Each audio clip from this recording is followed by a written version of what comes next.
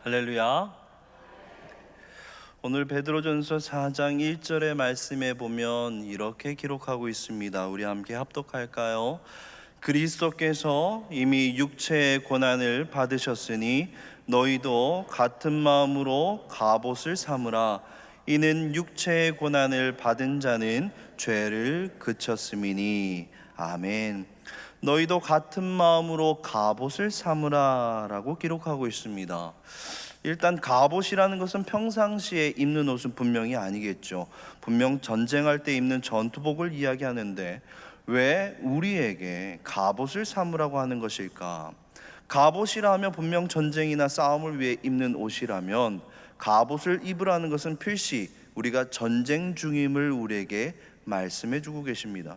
게다가 병사가 갑옷을 입는다라는 것은 항상 갑옷을 입는 것이 아니라 분명 전시 상황에만 입는 것이라면 마음가짐이 달라질 수밖에 없겠죠.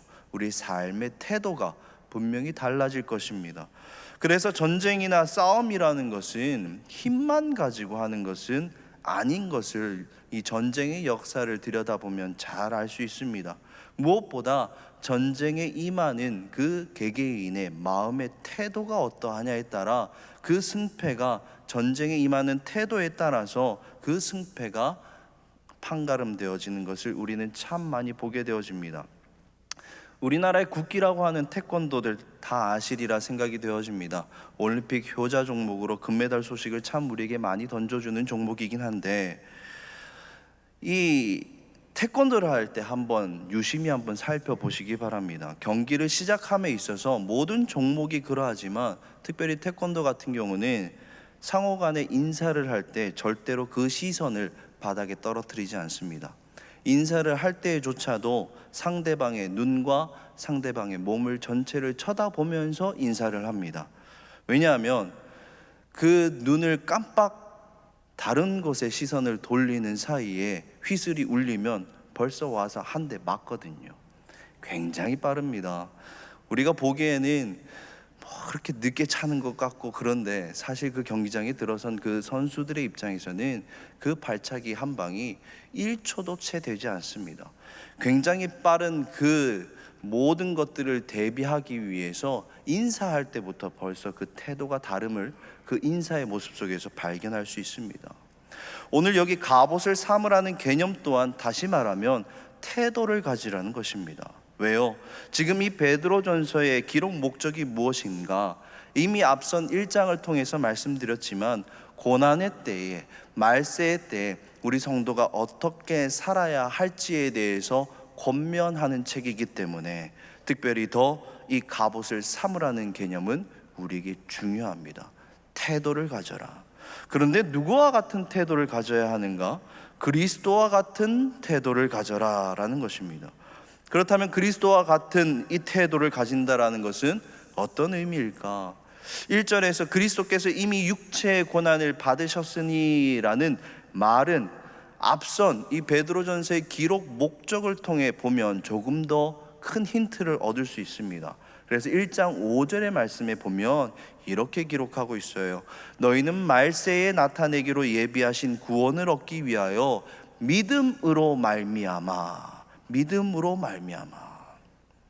이 고난의 때에, 말세의 때에 그리스도와 같은 태도라는 것은 십자가에서조차 하나님을 향한 전적인 신뢰를 한 번 더 흐트림 없이 보여주셨던 그 태도, 믿음을 이야기합니다. 이 믿음은 그리스도의 죽으심과 부활하심을 통해 온전하여지고 그 기초에 확신을 둔 것이죠. 그런데 그 사실, 이 확신이라는 것도 사실은 내게서 나오는 것이 아닙니다. 믿음이라는 것은 내 속에 어떤 의지가 있어서, 내 속에 어떤 능력이 있어서 그것을 끌어올리는 것이 아니라 에베소서의 말씀처럼 너희는 그 은혜에 의하여 믿음으로 말미암아 구원을 받았으니 이것은 너희에게서 난 것이 아니요 하나님의 뭐래요? 선물이라. 아멘. 하나님의 전적으로 주신 선물인 믿음인 줄로 믿습니다. 그리고 이 믿음을, 그리스도와 같은 태도를 누구에게 허락하셨는가? 저와 우리 성도님들께, 그리고 우리 교회에 허락하신 선물인 줄로 믿습니다. 그래서 그리스도와 같은 태도로 살아가는 교회를 향하여 특별히 데살로니가 교회에 이렇게 말씀하시죠. 너희 믿음의 역사가 일어난다. 너희 믿음의 역사가 끊임없이 기억된다. 믿음의 역사라고 기록하고 있습니다. 그래서 성도의 삶이나 교회의 이 역사를 들여다보면 예측 가능한 일도 있어야 하겠지만 예측 불가능한 일도 참 많이 일어납니다. 그렇죠. 그런 삶을 아마 살아가고 계시리라 생각이 되어집니다. 왜요? 믿음이 역사하니까요. 이따금 우리의 고개를 갸우뚱하게 만들 때가 참 많습니다. 그래서 그 하나님의 신비와 그 하나님의 오묘하심 때문에 우리는 놀라기도 하고 그 하나님의 신묘망측한 그 하나님의 역사에 감탄하기도 하죠. 야, 이상하네. 이거 안 될 줄 알았는데 이게 되더라는 거예요. 야, 이거 불가능할 줄 알았는데 가능하게 하시다라는 거예요.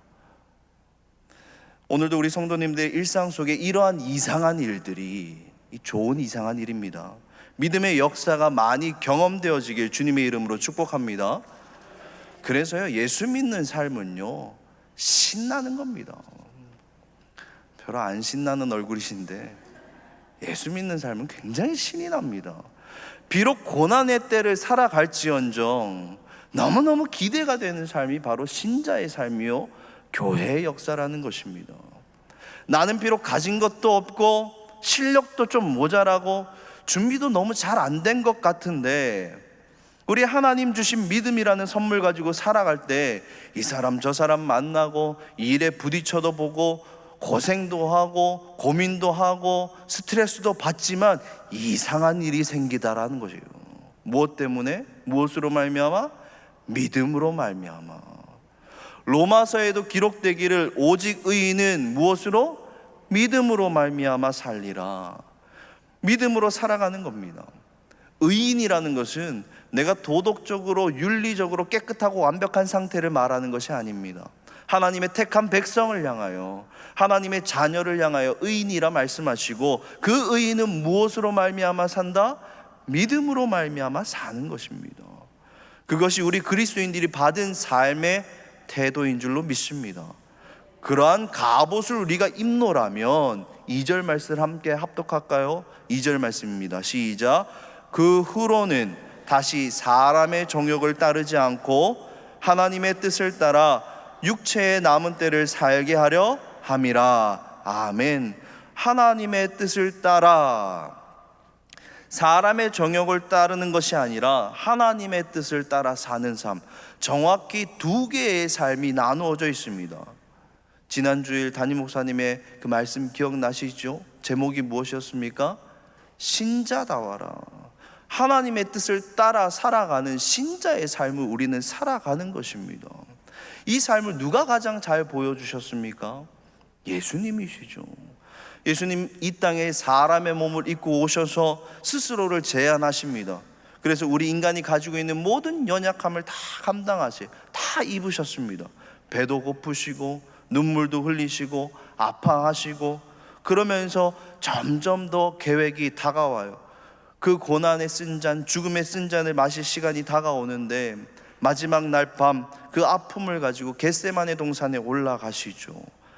겟세마네라는 뜻은 기름을 짠다라는 뜻입니다. 기름틀이라는 의미를 가지고 있는데 고통의 현장이죠. 예수님은 그곳에서 자신의 온 존재를 다 짜내십니다. 얼마나 혹독하게 기도를 하셨는지 떨어지는 땀방울이 핏방울이 될 정도로 자신을 짜내어서 하나님 앞에 혹독한 기도를 드립니다. 어떤 문제로? 이 고난의 문제로, 다가오는 죽음의 잔을 놓고. 그래서 다 아시다시피 처음에는 이렇게 기도하시죠. 아버지여, 할 수만 있다라면 이 잔을 내게서 지나가게 해 주십시오. 거기서 끝났다라면 사실 우리와 별반 다를 게 없을 것입니다. 그런데 계속 이렇게 기도하시죠. 그의 결론이 그러나 내 원대로 마옵시고 누구의 뜻대로? 아버지의 뜻이 이루어지기를 원하나이다. 할렐루야. 오늘도 아마 우리 성도님들의 삶 속에 이러한 신자의 삶, 그리스도의 태도, 믿음을 가지고 살기 위해서 발버둥 치면서 작은 것에서부터 큰 문제에 이르기까지 이 갈등 속에 늘 고민하실 것입니다. 그러나 결국 하나님의 뜻을 따라 사시는, 살아내시는 우리 서문의 성도님들 되시길 주님의 이름으로 부탁드립니다. 2절 말씀 다시 보시면, 그 후로는 다시 사람의 정욕을 따르지 않고 하나님의 뜻을 따라 육체의 남은 때를 살게 하려 함이라.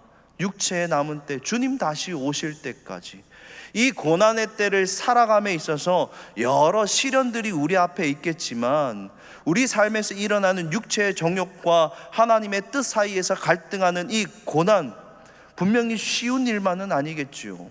오늘도 이러한 고난이 분명히 우리 성도님들의 삶 속에 끊임없이 있을 것입니다. 그런데 우리가 무엇을 받았다고요?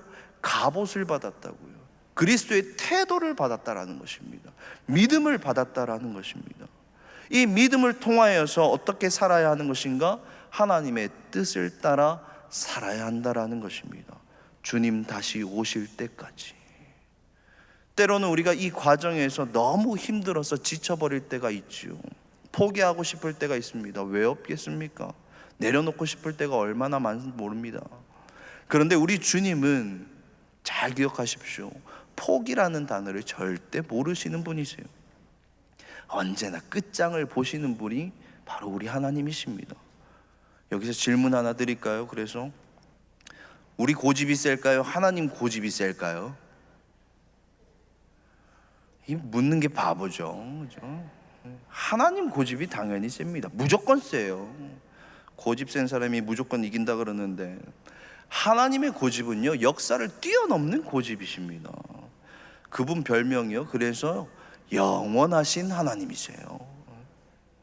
우리를 향한 끝모를 사랑과 끝모를 집념을 담아낸 표현, 그 하나님께서 이 믿음 받은 대로 살아가게 하실 줄로 믿습니다. 이 믿음대로 이끌어 가실 줄로 믿습니다. 그리하여 우리의 삶이 3절에 보면은 이렇게 기록하고 있지요. 너희가 음란과 정욕과 술 취함과 방탕과 향락과 무법한 우상 숭배를 하여 이방인의 뜻을 따라 행한 것은 지나간 때로 족하도다. 4절 말씀 우리 함께 합독합니다. 시작. 이러므로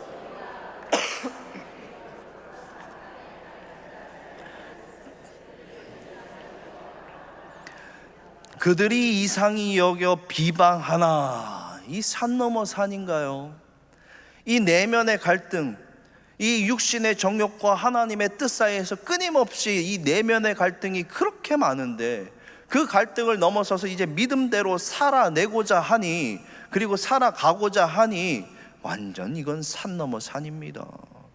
신자로 살아가려고 하는데 이 내면의 문제만으로 끝나지가 않는다라는 거예요. 세상이 예수 믿는다고 바보 취급합니다. 손가락질합니다. 때로는 예수 믿는 삶이, 그 믿음의 태도가 이 세상이 정해놓은 가치와 기준 속에 얼마나 바보스러울 때가 있는지 모릅니다. 그래서 손해를 볼 때가 얼마나 많은지요. 때로는 신자이기 때문에 양보해야 될 때가 얼마나 많은지요. 때로는 내가 이 육신의 이 정욕을 벗어버리고 하나님의 뜻을 쫓아 살아가기 위해서 내려놓아야 할 것들이 얼마나 많은지요. 내려놓고자 하니, 내려놓고 보니 요즘 우리나라는 교회 다닌다 그러면 그렇게 또 반가워하지도 않습니다. 손가락질하고 비방하고, 뭐 교회 다니는 사람이 뭐 그래, 요즘 교회가 뭐 교회답니, 뭐 이런 이야기도 하고요. 이렇게 우리가 손해를 볼 때가 한두 가지가 아닙니다. 우리의 마음에 이 찔림이 올 때가 얼마나 많은지 모릅니다. 당장 이번 수련회를 준비하면서요, 이번 수련회를 준비하는 과정 속에 우리 대학 청년부 친구들 보면 참 대단합니다. 이 팔은 안으로 굽는다고 칭찬하려고 칭찬하는 게 아닙니다.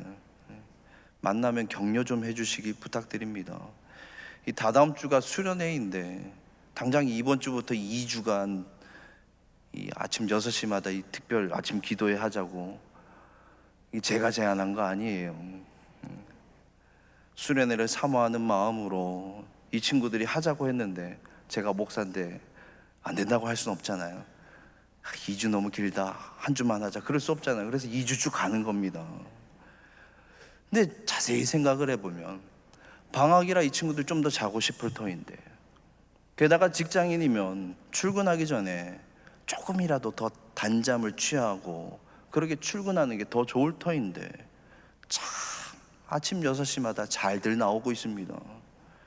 게다가 1년 내내 세상 사람들 휴가 바라보면서 사는 사람 참 많죠. 그래서 여름 휴가 어디로 갈까 계획을 세우면서 즐거운 상상의 나래를 막 펼치면서 장마가 오면 어쩌나, 태풍이 오면 어쩌나 이런저런 걱정을 하는데, 우리 교회 대학 청년부 친구들은요, 그런 차원의 걱정은요 아주 손톱 밑에 때만큼 약한 겁니다. 우리 친구들이 그런 걱정이에요. 휴가 날짜랑 수련 날짜랑 안 맞으면 어떡하나, 수련회는 굴뚝같이 가고 싶은데 이게 휴가 날짜랑 안 맞으면 어떡하나, 그런 고민을 하고 있습니다. 이런 친구들을 우리가 늘 바라보고 있기 때문에 당연하다라고 생각하고 있지만, 세상에서는 여러분 어떻게 바라볼까요? 바보 취급하는 거예요. 행여나 날짜가 안 맞아서 수련회 날짜 좀 바꿔주십시오, 휴가 날짜 좀 바꿔주십시오, 수련회 가려고 합니다. 그럼 손가락질 받는 세상입니다. 그래서 말하기도 참 어려운 세상입니다. 그럼에도 불구하고 담대함으로 믿음 가지고 그렇게 좀 바꿔주십사 이야기하면서 때로는 욕먹는 게 오늘을 살아가고 있는 그리스도인의 모습이기도 합니다. 왜요? 세상의 가치와 기준과는 이 믿음의 태도가 정반대거든요. 절대로 타협할 수가 없는 거거든요. 4절 말씀에 보면 이런 표현이 있죠. 극한 방탕에 다름질하는 그 기준과 너무 다르기 때문입니다. 그리스도의 태도로 살아간다라는 것은 그렇게 다른 것입니다. 사랑하는 성도님들, 세상의 경향이 정확히 이러해요. 다름질합니다. 여기로 우르르르 가고 저기로 우르르르 가고 몰려다니면서 향방도 없이 목적지도 정확하지 않아요. 누가 막 달려가면 저기가 길인가 보다 그러면서 우르르르 달려가요. 또 누가 그러다가 여기서 일어나면 또 저기로 우르르르 달려갑니다. 누가 저기 땅값이 좀 있으면 오른다더라, 재개발한다더라 그러면 눈 버뜩 띄어가지고 어떻게 저 땅을 살까 고민하죠. 저 학원에서 서울대 갔다더라, 뒤처질까봐 그 학원 보내야 되고, 저 학원에서 전교 1등이 나왔다고 하더라, 그럼 그 학원으로 우르르르 몰려가고, 누가 집 산다, 누가 어느 지역이 좋다, 여기저기로 세상은 그렇게 다름질합니다. 세상의 가치와 기준에 따라서. 우리 성도님들 안 그러신 것 같죠? 어느 집사님이 눈썹 문신을 하고 왔는데 이쁘게 했다더라. 그 다음 주 보면 이 눈썹 문신이 비슷하게 다. 어느 권사님이 어느 미용실에서 파마를 했는데 아주 잘 나왔다더라. 그러면 다 거기로 우르르 몰려가고, 세상의 경향은요 그렇게 끊임없이 우르르르 몰려갑니다. 제가 예전에 중등부 사역할 때 겨울에 한 예배 시간에 아이들 10대 명이 선글라스를 끼고 왔어요. 선글라스를 다 끼고 왔어요. 겨울에. 어느 집사님 딸이 쌍꺼풀 수술을 했는데 그렇게 잘 박혔다더라. 그 병원 가지고 다 쌍꺼풀 수술하고 오더라고. 쌍꺼풀 없어도 이쁜데, 이게 정확한 세상의 경향입니다. 그래서 때로는 그리스도의 태도로 믿음으로 살아가면서 시대에 좀 뒤처지는 것처럼 보이기도 합니다. 세상이 놀리고 세상이 비방하고. 그러나 로마서 12장의 말씀처럼 정확히 우리는 이 말씀대로 살아야 할 것입니다. 너희는 이 세대를 본받지 말라라는 것입니다. 그리고 더 나아가서는 이 세상의 경향에 타협하는 것이 아니라 7절의 말씀처럼 만물의 마지막이 가까이 왔으니, 우리 함께 합독합니다. 그러므로 너희는 정신을 차리고 근신하여 기도하라. 정신을 차리고 기도하며 하나님의 뜻을 옳게 분별하여 그리스도의 태도로 살아가야 할 줄로 믿습니다. 사랑하는 서문의 성도님들, 우리가 받은 것은 믿음입니다. 그리스도의 태도입니다. 본문의 단어처럼 갑옷입니다. 지금 이 시대는 고난의 때를 살아가고 있는 이 현장은 갑옷을 입으라는 그 표현처럼 영적 전쟁이 벌어지고 있는 현장입니다. 이 영적 전쟁이 벌어지고 있는 이때 세상의 경향과 기준에 편승하여서 타협하면서 사람의 정욕대로 사는 것이 아니라 때로는 손가락질 받고 비방받아도 정신을 차리고 근신하여 기도하며 하나님의 뜻대로 우리는 살아내야 할 줄로 믿습니다. 이러한 삶의 모습을 우리가 받았고 이러한 삶의 모습을 우리에게 맡겨주신 것입니다. 이런 맡은 자의 삶을 청직이라 하지요. 우리가 믿음을 받았기에 내가 내 속에 있는 그 믿음이 아니라 하나님의 선물인 믿음을 내가 받았고 그 믿음을 가지고 살아내는 우리는 말 그대로 청지기의 삶을 우리는 살아내야 할 줄로 믿습니다. 소망하기는 우리 모든 서문의 성도님들이 이 그리스도의 태도를 통하여 믿음의 삶의 모습이 드러나는 신자의 삶을 살아가시길 주님의 이름으로 간절히 소망합니다. 이 고난의 때에, 마지막 때에, 나라가 혼탁하고 사회가 혼란스러운 이 때에 주님의 뜻이 무엇인지 바르게 분별하며 범사에 그리스도로 말미암아 하나님의 뜻대로 하나님 나라를 세워가며 하나님 영광 받으시는 우리 모든 서문의 성도님들 되시길 주님의 이름으로 축원합니다. 아멘.